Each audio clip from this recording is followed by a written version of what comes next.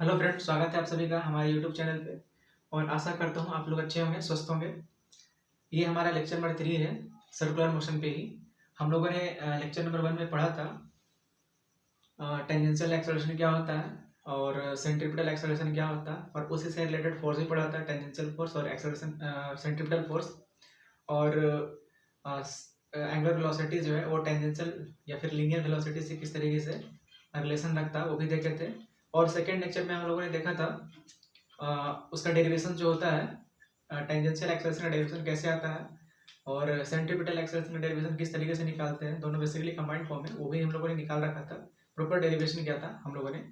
और इसके बाद हम लोगों ने देखा था यूनिट वेक्टर कैसे निकालते हैं। टेंजेंट के लॉन्ग निकालना होगा तो कैसे निकालेंगे, और रेडियल डायरेक्शन में निकालना होगा टुवर्ड सेंटर और अवे फ्रॉम द सेंटर, है ना। तो किस तरीके से निकालेंगे वो भी हम लोगों ने अच्छे से डेरिवेशन किया है। तो ये हमारा लेक्चर नंबर 3 है, और इसमें हम लोग देखेंगे कुछ कुछ प्रॉब्लम जो अच्छे लेवल के हैं, मतलब आपके कॉम्पिटेटिव पॉइंट ऑफ व्यू से क्वेश्चन को सेलेक्ट किया गया है और यहाँ पे सॉल्व किया जाएगा। ठीक है, तो देखते हैं क्वेश्चंस को। पहले रीड कीजिए जो बोर्ड में लिखा है, और धीरे धीरे जैसे जैसे लेक्चर बढ़ेगा, सीरीज बढ़ता जाएगा, उस तरीके से मतलब वैसे ही हम लोग क्या करेंगे, क्वेश्चंस का लेवल जो है राइज करते जाएंगे। ठीक है, अभी पहले नॉर्मल लेवल का रखेंगे क्वेश्चंस को, then after we can proceed in higher levels. Okay, तो क्वेश्चंस को देखिए और क्या बोलता है क्वेश्चंस उसको अच्छे से एक बार आप खुद से प्रैक्टिस कर सकते हैं वीडियो को पॉज करके। तो यहाँ पे क्वेश्चन हमारा है, क्वेश्चंस क्या बोल रहा है, अ कॉइन इज पुश्ड डाउन, है ना। ये कॉइन है, इस तरीके से मान लीजिए ब्लॉक या फिर कुछ भी है, एक कॉइन्स सपोज करके चलते हैं। ठीक है, तो अ coin is pushed down tangentially from N angular position theta. पहले क्या था, यहाँ पे था, ये कॉइन है हमारा, है ना। और क्या किया गया, इसको टेंजेंशियली पुश किया गया v वेलोसिटी से। अब पुश करने वाला फोर्स क्या हुआ हमें नहीं पता, ठीक है, वो एब्सेंट था, जस्ट एक जर्क देकर छोड़ दिया गया। ठीक है, और ये क्या हुआ, यहाँ से इस तरीके से आकर ये इस तरीके से 30 डिग्री थीटा एंगल पे क्या हो गया, ये टिल्ट हो गया, है ना। ये रोटेट कर गया, पोजीशन को शिफ्ट कर लिया, एंगुलर पोजीशन को। ठीक है, और वर्टिकली क्या हो गया, परपेंडिकुलर हो गया, जैसे डायग्राम में दे रखा हुआ है। Position theta on cylindrical surface, this one is cylindrical surface. ठीक है, सिलेंडर का जो cross section point of view होता है ना, या फ्रंट व्यू है, वो आपको बस दे रखा है with velocity v as shown in figure. जैसे वेलोसिटी का जो डायग्राम प्रॉपर बनाकर दे रखा हुआ, वो हमारा फिगर ये है ना। If coefficient of friction is mu, तो ये सरफेस जो है, सिलेंडर का जो भी सरफेस है, कर्व सरफेस, और ये कॉइन है, इसके बीच में कुछ फ्रिक्शन एक्ट करता है, और उसका फ्रिक्शन का कोएफिशिएंट क्या दे रखा हुआ, म्यू। ठीक है, तो क्या बोल रहा है, find the tangential acceleration of the coin. तो जो इस पे टेंजेंशियल एक्सेलरेशन एक्ट कर रहा होगा वो क्या होगा। अब टेंजेंशियल एक्सेलरेशन का मतलब क्या है कि कोई भी कर्व सरफेस है, उसमें एक एक पॉइंट ड्रॉ करेंगे, एक पॉइंट को रखेंगे, ठीक है, इस तरीके से, और इस तरीके से हम लोग क्या करेंगे, इसके टेंजेंट के लॉन्ग, मतलब इस लाइन को टच करते हुए एक ऐसा लाइन होगा जो केवल इस सरफेस पे एक ही पॉइंट को टच करता होगा ना, तो उस लाइन को क्या बोलेंगे, टेंजेंट। तो उसी के डायरेक्शन में क्या होगा हमारा एक्सेलरेशन, वही पूछा गया, टेंजेंशियल एक्सेलरेशन निकालिए। ठीक है, find the tangential acceleration of the point, right. तो कैसे निकालेंगे बताइए। तो क्लासिकल मैकेनिक्स में सबसे पहले आपको ये ध्यान रखना है, ठीक है, जब भी आप क्वेश्चन सॉल्व करें तो उसका एक proper FBD, free body diagram या फोर्स्ड बॉडी डायग्राम जो है आपको ड्रॉ करना होगा। ठीक है, यदि आप इसको अच्छे से ड्रॉ कर लेते हैं, देन आफ्टर आपका प्रॉब्लम 50% ऐसा ही सॉल्व हो गया। ठीक है, बाकी बस कैलकुलेशन बचता है। तो प्रॉपर आप इसका फ्री बॉडी डायग्राम बनाएं। ठीक है, तो कैसे बनाएंगे, तो अब देखिए, इसका कुछ ना कुछ तो मास होगा, है ना। तो मान लेते हैं मास m है, यहाँ पे मास नहीं दे रखा हुआ, दैट मीन्स मास का कोई यूज नहीं है ना, वो ऑटोमेटिक क्या होगा, कैंसिल हो जाएगा। तो हम लोगों को मान कर चलना मास m है। ठीक है, क्योंकि यहाँ पे फोर्स को बैलेंस करना होगा, फोर्स को कुछ ना कुछ रिलेट करना होगा, देखते हैं क्या करना है। तो मास m मान लेते हैं, रेडियस क्या है, ये कर्व पार्ट का रेडियस दे रखा हुआ, सिलिंड्रिकल पार्ट जो है, सिलिंड्रिकल कर्व सरफेस, उसका रेडियस दे रखा हुआ r। ठीक है, तो इसका मास m होगा, तो ऑब्वियस बात है कि यहाँ पे एक mg एक्ट करेगा, राइट। तो mg का एक कंपोनेंट ये सरफेस के नॉर्मल आ जाएगा, है ना, इस सरफेस के नॉर्मल इस तरीके से, और एक इसी के डायरेक्शन में हो जाएगा, वेलोसिटी के डायरेक्शन में। ठीक है, तो ये थीटा वर्टिकल से थीटा बनाना, तो ये भी वर्टिकल से थीटा बनाएगा इस तरीके से, है ना। तो इसका एक कंपोनेंट क्या हो जाएगा, ये बेस कंपोनेंट है जिससे थीटा एंगल एसोसिएटेड होता है जिस साइड से, उसको क्या बोलते हैं, बेस कंपोनेंट। तो बेस कंपोनेंट हमेशा क्या होता है, कोस थीटा, तो mg कोस थीटा हो जाएगा। और ये क्या हो जाएगा, इसको साइड में देते हैं, है ना, ये क्या हो जाएगा, v वेलोसिटी दे रखा होगा इस ब्लॉक का है, और इसका एक कंपोनेंट परपेंडिकुलर इधर हो जाएगा mg sin थीटा, राइट। अब ये ब्लॉक नीचे की तरफ स्लाइड कर रहा है ना, नीचे की तरफ क्या होगा, ये मूव कर रहा, स्लाइड कर रहा, दैट मींस फ्रिक्शन जो इस पे एक्ट करेगा इसके अपोजिट डायरेक्शन में, मोशंस को हमेशा अपोज करता है फ्रिक्शन, राइट। तो क्या होगा, फ्रिक्शन फोर्स ये टेंजेंशियली एक्ट करेगा, ठीक है, इस तरीके से, और फ्रिक्शन ऑब्वियस बात है, फ्रिक्शन जो यहाँ पे कौन सा लगेगा, काइनेटिक फ्रिक्शन लगेगा, क्योंकि बॉडी अभी जो है वो स्लाइडिंग स्टेट में, ठीक है। यदि ये रुका हुआ रहता तो हम लोग बोलते हैं कि स्टैटिक फ्रिक्शन रख सकता है, या फिर लिमिटिंग हो सकता है, या फिर स्टैटिक में कुछ वैल्यू कम भी हो सकता है लिमिटिंग से, ये भी हो सकता है।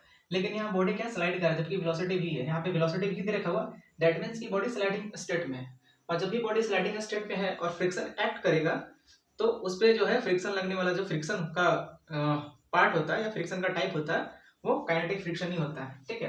तो हम लोग मान लेते हैं एफ के, ठीक है। और ये सरफेस है, कर्व सरफेस है, तो कर्व सरफेस पे कहीं ना कहीं प्रेशर डेवलप कर रहा होगा इस तरीके से, मतलब फोर्स लगा रहा होगा सरफेस, एक कर्व सरफेस पे। तो एक क्या होगा, इधर नॉर्मल रिएक्शन भी एक्ट करेगा जो रेडियली इनवर्ड होगा, है ना, इस पे सरफेस पे एक नॉर्मल रिएक्शन भी एक्ट कर रहा होगा जो रेडियली इनवर्ड होगा, ठीक है। और कोई फोर्स तो एक्ट नहीं कर रहा है, तो अब क्या करते हैं, इस सारे फोर्स को बैलेंस कर देते हैं। तो अब देखो ये फोर्स और ये फोर्स, ठीक है, और ये दोनों फोर्स को बैलेंस कर देंगे, दैट मीन्स क्या है कि फिर इस पे ना तो सेंटर की तरफ कोई फोर्स लग रहा, ना ही सेंटर के बाहर कोई फोर्स लग रहा। तो जब भी ऐसा कंडीशन होता है तो बॉडी सर्कुलर मोशन में करे, मतलब मूव करेगा ही नहीं, है ना। सर्कुलर मोशन में मूव करने का एक ही कंडीशन होता है, हम लोग शुरू से पढ़ते आ रहे हैं, जब से ये लेक्चर को स्टार्ट किए हैं सर्कुलर मोशन का, जब भी बॉडी सर्कुलर मोशन में होगा दैट मीन्स उसके पास एक फोर्स प्रेजेंट होना मस्ट है, दैट इज सेंट्रीपिटल फोर्स, ठीक है। तो net force toward the center is क्या, net force toward the center ही क्या कहलाता है हमारा, सेंट्रीपिटल फोर्स, ठीक है। तो नेट फोर्स सेंटर की तरफ लग रहा है, तो नेट फोर्स क्या हो जाएगा, normal reaction minus mg cos theta, तो नेट फोर्स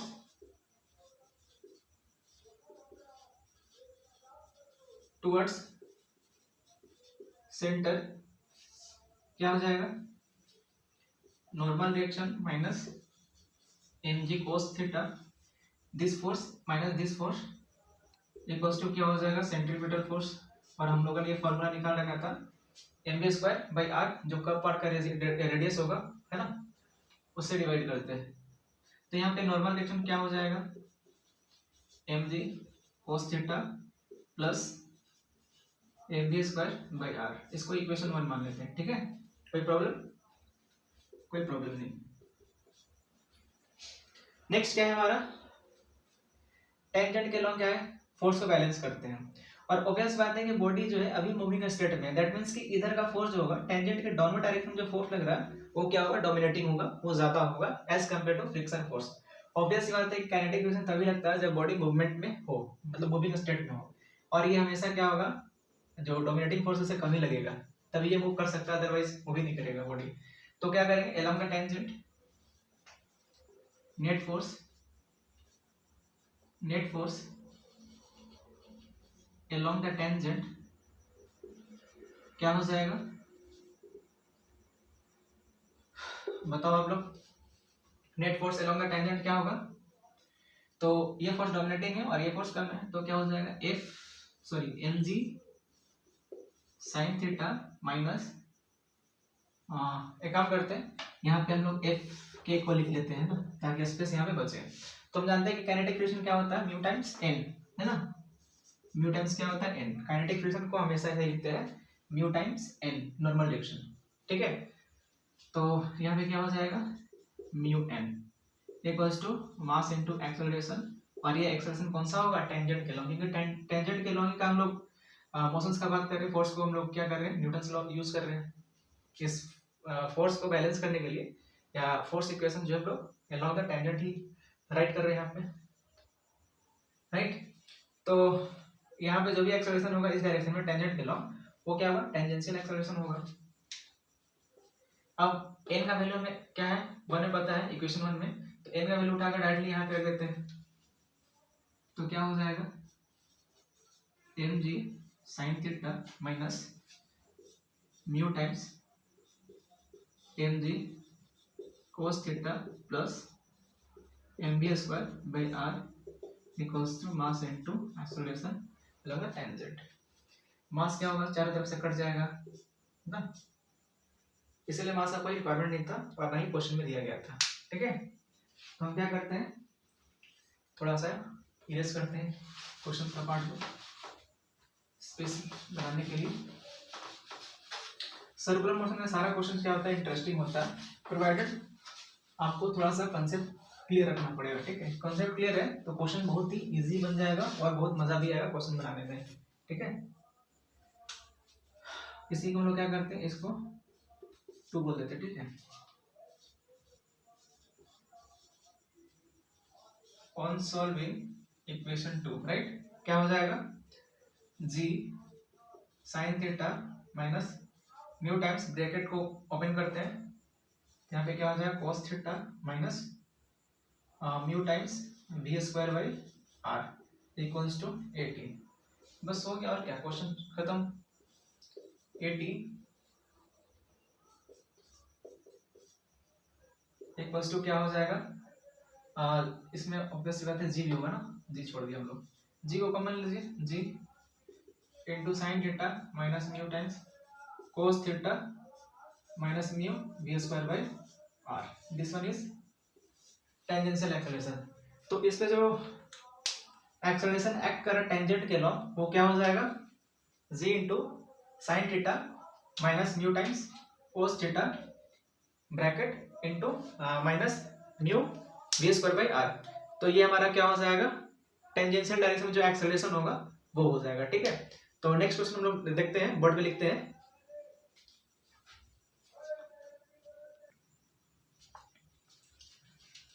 नेक्स्ट हमारा क्वेश्चन जो है वो इस तरीके से, लैंग्वेज थोड़ा लंबा है तो इसको शॉर्ट में बस समझा देते हैं लैंग्वेज क्वेश्चन करता क्या है ना, इसका जो लैंग्वेज ओवरऑल है वो क्वेश्चन में क्या बताना चाह रहा है। तो यहाँ पे क्या है कि हमारे पास एक स्प्रिंग है जिसका स्प्रिंग कांस्टेंट क्या है या स्टिफनेस जो है वो k है और इसका नेचुरल लेंथ क्या है हमारे पास L नॉट है ना, ये नेचुरल लेंथ है। अब क्या हुआ कि मान लो आपके पास स्प्रिंग है और उस पर क्या करते हैं एक एंड को फिक्स कर देते हैं, मतलब एक एंड को अपने हाथ से पकड़ लेते हैं और दूसरे एंड में क्या करते हैं मास को अटैच कर देते हैं, कोई भी मास होगा जिसका मास मान लेते हैं m है। ठीक है, अब क्या करते हैं इसको वाइल करते हैं, इस तरीके चारों तरफ घुमाएंगे है ना, इस तरीके से चारों तरफ घुमाएंगे इसको है ना, चारों तरफ रोटेशन होगा तो ये स्प्रिंग क्या होगा स्ट्रेच हो जाएगा है ना कुछ क्या होगा इलोंगेट हो जाएगा। तो ये कुछ ना कुछ इलोंगेट हो जाता है। ठीक है, और वो जो घूमने का स्पीड है क्या है v है, एट कांस्टेंट स्पीड से क्या है चारों तरफ ये एक प्लेन में है ना, प्लेन में क्या करता है सर्कुलेट करता है, सर्कल को कवर करता है ये मास। ठीक है, तो ये सर्कुलर पाथ को क्या करता है कवर कर इस तरीके से प्लेन में है ना, ये बोर्ड को हम क्या करते हैं सीधा रख देंगे तो क्या होगा ये चारों तरफ इस तरीके से रोटेट कर रहा है स्प्रिंग हमारा। ठीक है, उस पर क्या है एक मास अटैच्ड है m और उसका स्पीड क्या है v है। तो बताना है कि जो इलोंगेट होगा है ना स्ट्रेच जो होगा वो कितना होगा वो बताना है हमें। ठीक है, ये हमारा क्वेश्चन का लैंग्वेज था जो कि हम लोग ने समझ लिया क्वेश्चन कहना क्या चाह रहा है ना। लैंग्वेज लिखने में टाइम वेस्ट क्यों करना है ना, वीडियो फालतू का लंबा हो जाता है, लेंथ इसका लंबा हो जाता है, इसलिए क्या करते हैं डायरेक्ट क्वेश्चन को ही समझ लेते हैं जो लैंग्वेज बोला जा रहा है। तो यहाँ पे है क्या हमें इलोंगेशन निकालना, तो मान लेते हैं कि इलोंगेशन जो है लेट जो इलोंगेशन हो रहा वो क्या हो रहा मान लेते x है, मान लेते हैं x है इलोंगेशन। ठीक है, तो ये स्ट्रेच होकर क्या हो गया x प्लस एल नॉट हो गया, स्ट्रेच कितना हुआ x, तो टोटल लेंथ कितना हो जाएगा एल नॉट प्लस x जो नेचुरल लेंथ है प्लस जो स्ट्रेच हुआ एलोंगेट हुआ उसका लेंथ। ठीक है, तो हम जानते हैं कि यदि सर्कुलर फॉर्म में ये घूम रहा मास, ये मास जो है सर्कुलर फॉर्म में मूव कर रहा है, दैट मींस कि कोई ना कोई फोर्स ऐसा जरूर होगा जो सेंटर की तरफ लग रहा होगा इस बॉडी पे। तो ऑब्वियस बात है कि जब स्प्रिंग को स्ट्रेच करते हैं तो इसमें क्या होता है एक स्प्रिंग फोर्स डेवलप हो जाता है और जो हमेशा क्या होता है अवे फ्रॉम द ऑब्जेक्ट होता है, ऑब्जेक्ट से क्या होता है हमेशा उसके अपोजिट डायरेक्शन में होता है। ठीक है, अपोजिट डायरेक्शन में होता है, नेचर डिपेंड करता है कि आप उसको कंप्रेस करें या फिर इलोंगेट करें। तो यहाँ पे इलोंगेशन होगा तो स्ट्रेच होगा तो ये अपना खुद को अपने वापस जो पहले का शेप था उसमें आने के लिए कोशिश करेगा ये ना, रिगेन करना चाहेगा अपने शेप को। तो क्या करेगा ये इधर फोर्स लगाएगा और ये फोर्स कितना लाएगा, एक्स इंटू जितना स्ट्रेच हुआ है, स्ट्रेच कितना हुआ एक्स है ना, इतना ही तो इलोंगेट किया ना, इतना फोर्स लगाएगा ये, ठीक है। और ये फोर्स क्या टुवर्ड द सेंटर है, और ये लेंथ कितना हो गया अभी, अभी लेंथ कितना है ये, तो नेचुरल लेंथ एल नॉट था, लेकिन स्ट्रेच होने के बाद कितना लेंथ हो गया एल नॉट प्लस एक्स, तो अभी रेडियस बेसिकली क्या है हमारे पास एल नॉट प्लस एक्स, ठीक है। तो बस यूज करना है, तो इस पे फोर्स कितना लगेगा k इंटू एक्स, और यही फोर्स क्या होगा सेंट्रीपिटल जैसे एक्ट करेगा, ठीक है। So m v square by r, r क्या है l naught plus x, l naught plus x equals to क्या हो जाएगा k इंटू एक्स, राइट। तो बस कुछ नहीं, अब इसको सेपरेट करिए, क्वेश्चन खत्म हो गया।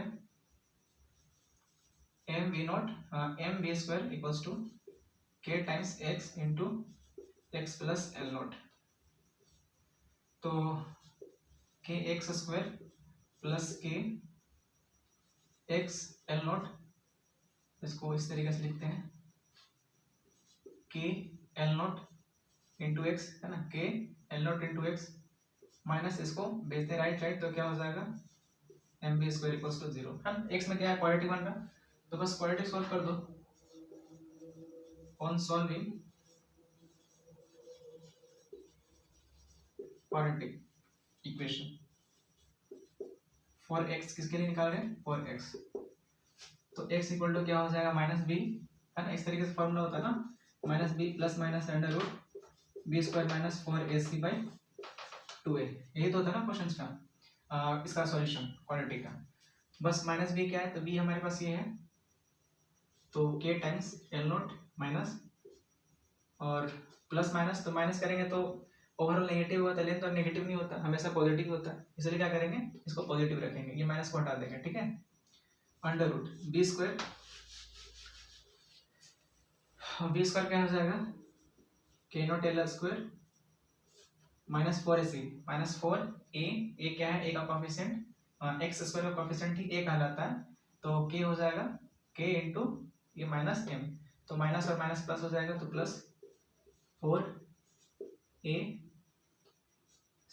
इंटू c है ना, मतलब ओवरऑल ये हो जाएगा c है ना, ये कांस्टेंट होता है क्योंकि x का फंक्शन तो ये दोनों है, तो ये तो इंडिपेंडेंट है कांस्टेंट है, तो बी स्क्वायर, ठीक है, बाई 2a 2 इंटू a, बस ये अरेंज कर दो। देयरफॉर x इक्वल टू क्या हो जाएगा under root k square l square plus 4 times k m b square minus k times l not by 2k, तो ये हमारा क्या हो जाएगा इतना स्ट्रेच होगा स्प्रिंग, ठीक है, स्प्रिंग का जो इलोंगेशन आएगा वो इतना आएगा, ये हमारा क्या हो जाएगा आंसर, ठीक है। तो नेक्स्ट क्वेश्चन देखते हैं, नेक्स्ट क्वेश्चन क्या हो सकता है।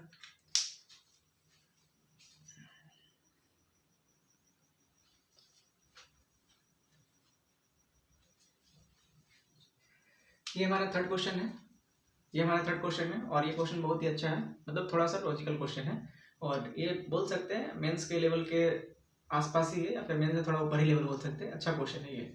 तो क्वेश्चन ये इस तरीके से, लैंग्वेज इसका बहुत बड़ा है, तो बस लैंग्वेज को रिड्यूस करके लैंग्वेज छोटा कर दिया गया है, मतलब लैंग्वेज हटा दिया गया, बस क्वेश्चन क्या पूछा जा रहा वो यहाँ पे मेंशन किया गया, ठीक है। तो क्वेश्चन बेसिकली ये था कि ये हमारे पास एक टर्न टेबल है, टर्न टेबल मतलब कोई डिस्क है इस तरीके से है ना, डिस्क रखा हुआ है इस तरीके से, मानो इस तरीके से डिस्क है, और ये डिस्क पे क्या है एक सर्टेन पॉइंट के पॉइंट को क्या बोला गया है, मतलब जिस एक्सिस से ये रोटेट कर रहा है उसको क्या बोलते हैं सेंटर बोल सकते हैं।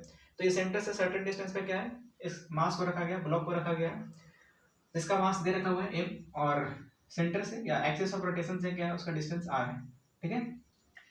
अब ये जो डिस्क हमारा है या फिर जो टर्न टेबल है वो क्या है एक कांस्टेंट एंगुलर वेलोसिटी से क्या एंगुलर एक्सेलरेशन से क्या कर रहा है रोटेट कर रहा है, अल्फा क्या है एंगुलर एक्सेलरेशन, इससे क्या कर रहा है रोटेट कर रहा है टर्न टेबल या डिस्क बोल सकते हो आप, ठीक है। और इसके बीच में जो कोफिशिएंट ऑफ फ्रिक्शन है, ये सरफेस का जो कोफिशिएंट ऑफ फ्रिक्शन है ना म्यू है, ब्लॉक और ये जो डिस्क हमारा टर्न टेबल है इसके बीच का जो कोफिशिएंट ऑफ फ्रिक्शन है वो क्या है म्यू है ना, स्टैटिक ही है, स्टैटिक फ्रिक्शन होगा, ठीक है।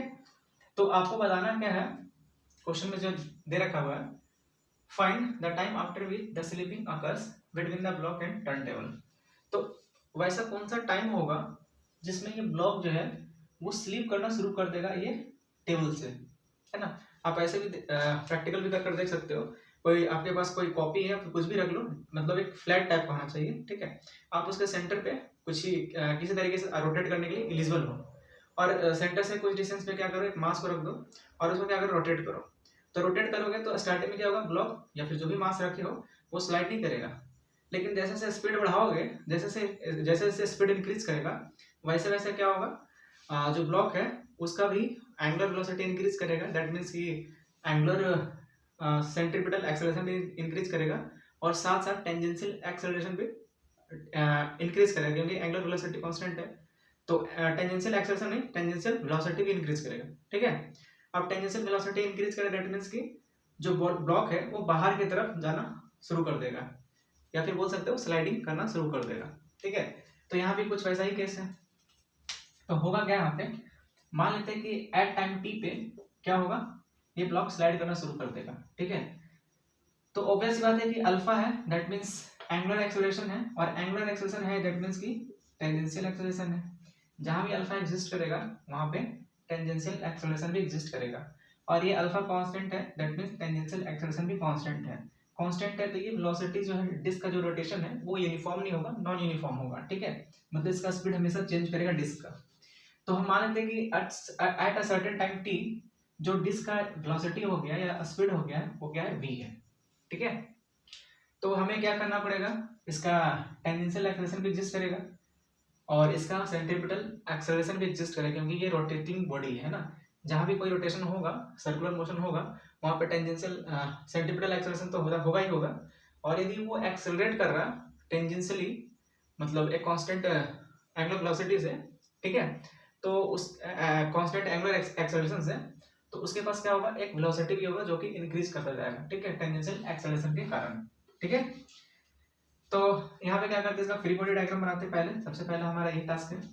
तो mg तो क्या करेगा, नीचे लगेगा, डिस्क के नीचे लगता है, और इस पे क्या होगा, नॉर्मल ऊपर लगेगा, ये नॉर्मल हो गया, ठीक है। तो ये फोर्स इसको बैलेंस कर लेगा, कोई प्रॉब्लम वाली बात नहीं है।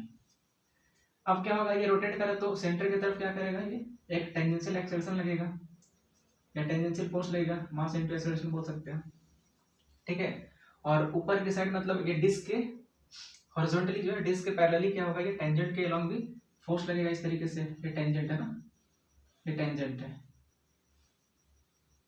टेंजेंट के अलोंग भी क्या करेगा, फोर्स लगेगा। फिर इसी तरीके से इसको हटा देते हैं ना, नॉर्मल को थोड़ा लगेगा, टेंजेंट जैसा लगेगा, इसलिए इसको हटा देते हैं। समझ लेना कि नॉर्मल फोर्स लग रहा है बेसिकली, है ना, इस तरीके से नॉर्मल फोर्स लग रहा है यहाँ पे, और ये टेंजेंट के अलोंग भी फोर्स लगेगा, ठीक है। या फिर इसको अच्छे से क्लियर से देखना होगा, तो इस तरीके से मान लेते हैं मास ये है हमारा, ठीक है। तो ये सर्कुलर बॉडी इस तरीके से मूव कर रहा है सर्कुलरली, तो सेंटर की तरफ एक फोर्स लगेगा AC, और इसके टेंजेंट के अलोंग भी क्या करेगा, एक फोर्स लगेगा, मास इनटू एक्सेलरेशन, टेंजेंशियल एक्सेलरेशन, ठीक है। अब ये फोर्स भी एग्जिस्ट कर रहा है और ये फोर्स भी एग्जिस्ट कर रहा है, दैट मीन्स कि इसके पास नेट फोर्स किधर होगा, इस डायरेक्शन में, ठीक है। इस डायरेक्शन में क्या होगा, नेट फोर्स होगा F नेट। आप जानते हैं कि जिधर F नेट लगता है उधर ही क्या होगा, बॉडी स्लाइड करना शुरू कर देगा। तो F नेट इधर लग रहा है ना, तो बॉडी किधर स्लाइड करेगा, इसके जस्ट अपोजिट इधर स्लाइड करना शुरू कर देगा।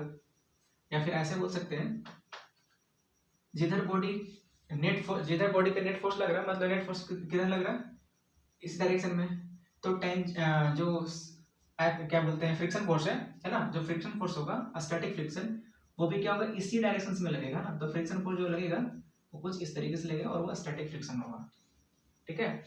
और ये स्टैटिक फ्रिक्शन जो है इधर लग रहा है, और नेट फोर्स हमारा इधर है,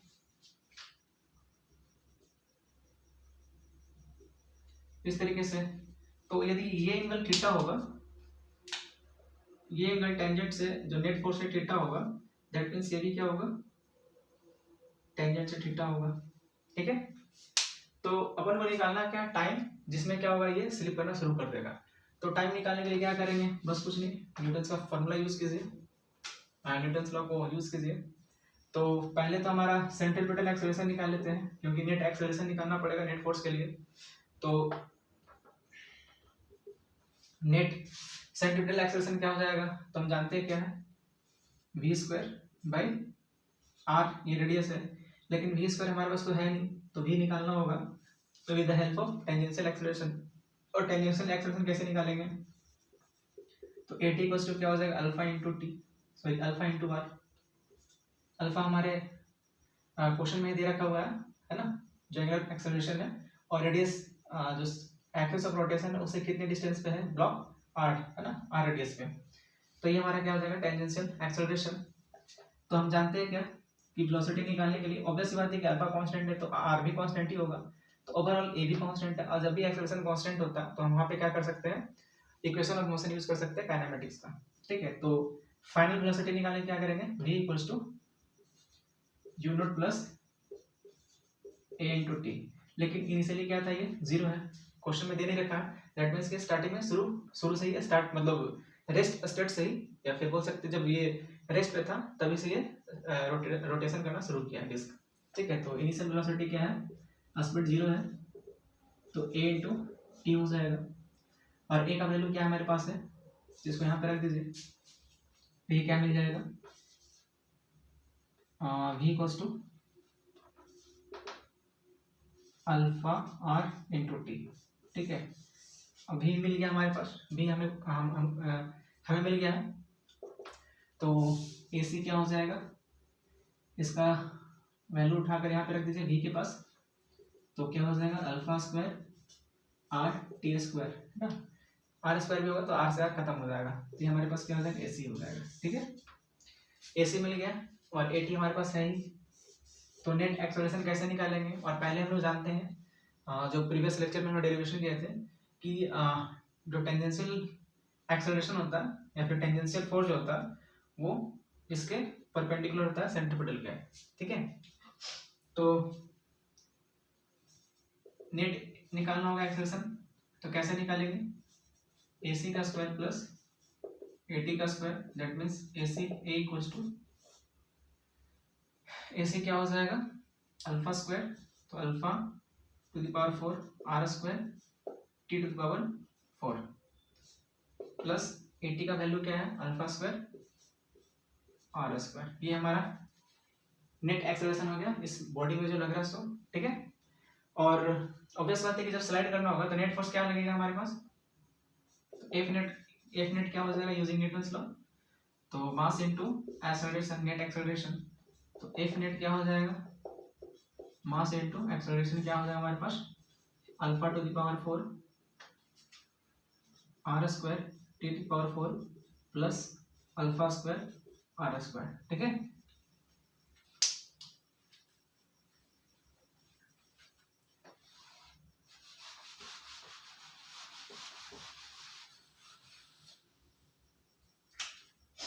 ये हमारा एम जी है। अब हम लोग जानते हैं क्या कि यदि फ्रिक्शन ये ब्लॉक क्या है, नेट फोर्स किधर लग रहा है, इधर है ना, इस डायरेक्शन में, तो ये स्लाइडिंग किधर करना शुरू करेगा, इस डायरेक्शन में ही, लेकिन इसको क्या करेगा, अपोज करेगा कौन, फ्रिक्शन स्लाइड करने से, दैट मींस ये जस्ट स्लाइडिंग शुरू होगा है ना, तो उस टाइम ये फ्रिक्शन जो है इसको कोशिश करेगा अल्टीमेट स्टेट में, अल्टीमेट टाइम तक इसको रोक करके इस ब्लॉक को, फ्रिक्शन, ठीक है। लेकिन हाँ ये फोर्स ज्यादा डोमिनेट कर जाएगा, मतलब आप स्पीड बढ़ा रहे हो तो स्पीड बढ़ा रहे हो इसका मतलब ये वैल्यू बढ़ेगा, और ये वैल्यू बढ़ा मतलब बेसिकली ये वैल्यू बढ़ा है ना, ये वैल्यू बढ़ेगा मतलब क्या, आपका ये वैल्यू बढ़ जाएगा, दैट मीन्स कि आप ये बढ़ा रहे हो, एंगुलर एक्सेलरेशन कांस्टेंट है तो स्पीड बढ़ेगा, और स्पीड बढ़ेगा दैट मीन्स कि टेंजेंशियल फोर्स आपका जो है इस डायरेक्शन में क्या होगा, स्पीड बढ़ रहा तो आपका एंगुलर एक्सेलरेशन क्या हो जाएगा, एसी जो है वो इंक्रीज कर जाएगा, वी स्क्वायर बाय आर, ये इंक्रीज करेगा तो ये इंक्रीज कर जाएगा, और ये इंक्रीज करेगा, इसका मतलब कि ओवरऑल फोर्स इंक्रीज कर जाएगा, तो ये स्लाइड होना इधर शुरू कर देगा, ठीक है। एक्चुअली इधर स्लाइड नहीं होता, स्लाइड तो बाहर की तरफ ही होगा स्यूडो फोर्स का कांसेप्ट यूज करके, लेकिन हम लोग क्या करेंगे अभी स्यूडो फोर्स का बात नहीं करते हैं, मतलब सेंट्रीफ्यूगल फोर्स का बात नहीं करें, सेंट्रीपिटल से ही काम चला रहे हैं, ठीक है। तो इधर फोर्स लगेगा सेंट्रीपिटल फोर्स, जो नेट फोर्स इधर लगेगा, तो इसके अपोजिट में क्या फ्रिक्शन, तो ये कोशिश करेगा इसको रोकने के लिए, स्लाइड नहीं होने देगा, ठीक है। तो जस्ट स्लाइडिंग के पहले क्या होगा, ये और ये फोर्स क्या होगा, आपस में बैलेंस्ड हो जाएगा, ठीक है। तो बिफोर जस्ट स्लाइडिंग बोल सकते हैं, जस्ट स्लाइडिंग ठीक है। इफ स्टैटिक फ्रिक्शन जो है वो must be equal to f net, ठीक है। और स्टैटिक फ्रिक्शन क्या हो जाएगा, नॉर्मल फोर्स ये लग रहा, तो हम जानते हैं कि परपेंडिकुलरली जो है वो क्या हुआ, कोई मोशन तो हो नहीं रहा, जो भी हो रहा हॉरिजॉन्टली हो रहा। दैट मीन्स कि न्यूटन जो मास है, ग्रेविटी का जो वेट है mg, वो बैलेंस्ड हो जा रहा है नॉर्मल फोर्स से, ठीक है। मतलब n इक्वल्स टू mg। तो फ्रिक्शन फोर्स हमेशा क्या होता है, mu times n equals to क्या हो जाएगा, मास इनटू, ये एक्सप्रेशन लिख दो, जो भी आप एक्सप्रेशन लाए हो नेट एक्सप्रेशन का, तो alpha square r square t to power 4 alpha square r square, right, ठीक है ना, ठीक है। और n का वैल्यू आप यहाँ से उठा के रख दो, mu times m g equals to m root under alpha to the power 4 r square t to the power 4 plus alpha square r square, m से m चला जाएगा, और ये स्क्वायर को इधर लेकर आ जाओ, ये स्क्वायर रूट को इधर लाओगे तो क्या हो जाएगा, ये स्क्वायर में हो जाएगा ना, तो म्यू स्क्वायर जी स्क्वायर और r alpha square, r square को भी लेकर आते हैं, तो अल्फा स्क्वायर आर स्क्वायर, और इसको आप डिवाइड कर दो, alpha square r square divide कर दो,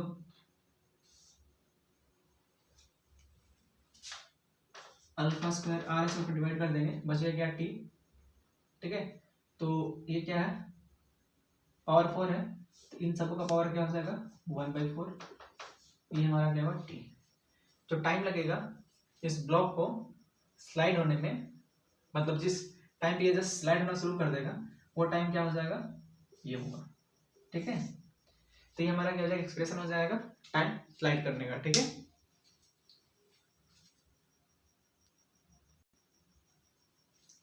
यहाँ पे क्या होगा, यहाँ पे मिस्टेक हो गया ना, ये क्या होता है अल्फा टू पावर 4 है ना, तो यहाँ पे क्या हो जाएगा अल्फा टू दी पावर 4, हाँ ठीक है, आप करेक्ट है।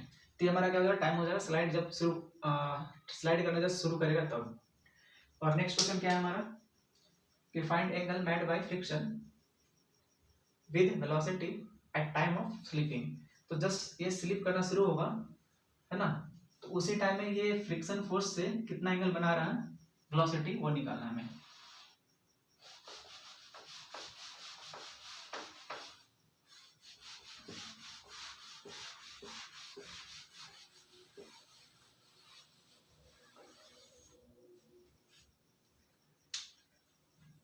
तो देखो नेट फोर्स किधर लगेगा, इसी पे डायग्राम बनाते हैं ना, इसको हटा के इसका कोई जरूरत अभी है नहीं।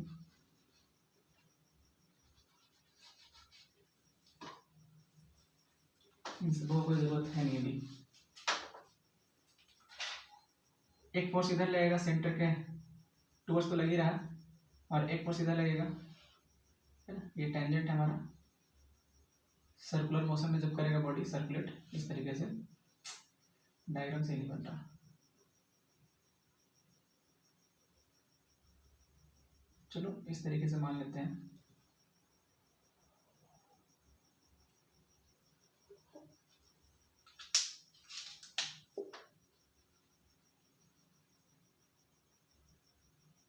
ये हमारा ब्लॉक हो गया,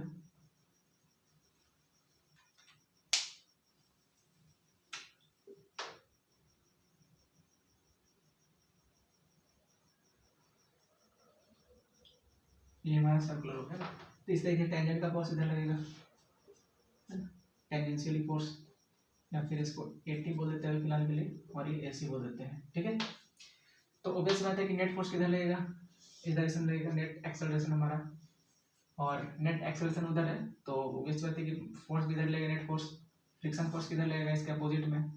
तो ये सारा प्लेन पे ही बात होगा ना, ये फ्रिक्शन फोर्स हो जाएगा स्टैटिक का। तो बोल रहा क्या है कि वेलोसिटी जो है वो कितना एंगल बना रहा है, वेलोसिटी जो है कितना एंगल बना रहा है फ्रिक्शन के साथ, वो बताइए। तो बेसिकली हमें ये एंगल बताना, थीटा, यही बताना है ना। वेलोसिटी क्या है, ये डायरेक्शन वेलोसिटी का है, और फ्रिक्शन का डायरेक्शन ये है, तो ऐसे देखा जाए तो यही बताना है ना, ये बताना है एंगल, ये बताना अल्फा मान या फिर उसको बीटा मान लेते हैं, ठीक है।